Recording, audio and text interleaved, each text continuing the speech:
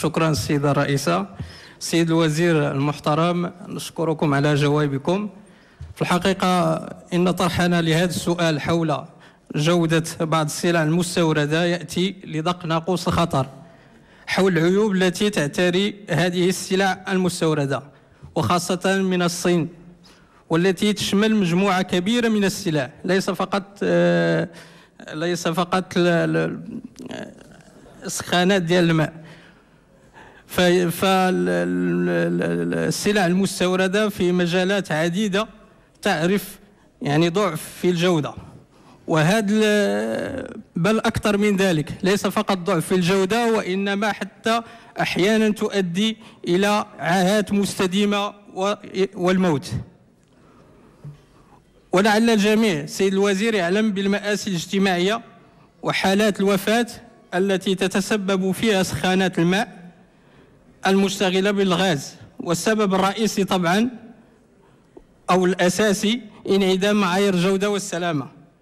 وهناك أمثلة أخرى سيد الوزير نود أن نسوقها لكم. هناك الدراجات النارية ثلاثية العجلات التي تعتريها عيوب في التصنيع كما جاء في تقارير عديدة.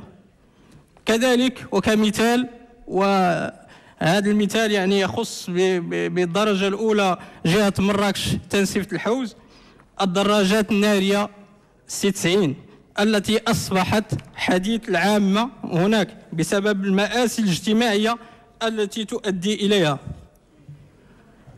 وعدد القتلى التي أضحت تخلفه هذه الدراجة التي أصبحت تنعت بالدراجة القاتلة، والتي أصبحت بطلة لمسلسل ميلودرامي واقعي يتداوله الشباب على شبكة الإنترنت، وخصص لها جناح سمي باسمها جناح C90 بمستشفى بن طفيل بمراكش.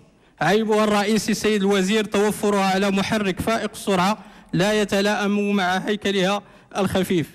فالسيد الوزير نسائلكم مرة أخرى، إلى متى ستستمر هذه البضائع في إرهاق أو إزهاق أرواح الناس وخلق مآسي اجتماعية؟